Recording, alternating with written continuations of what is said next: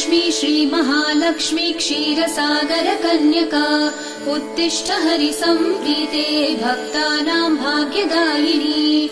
श्रीलक्ष्मी श्रीमहालक्ष्मी क्षीरसागर कन्यका उत्तिष्ठ हरिसम्प्रीते भक्तानां भाग्यदायिनी।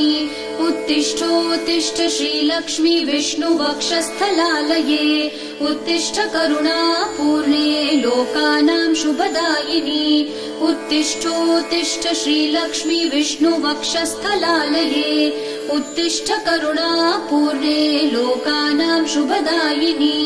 श्रीपद्ममध्यवसिते वरपद्मनेत्रे श्रीपद्महस्तचिरपूजित पद्मपादे श्रीपद्मजात जननी शुभपद्मवक्त्रे श्रीलक्ष्मी भक्तवरदे तव सुप्रभातम्।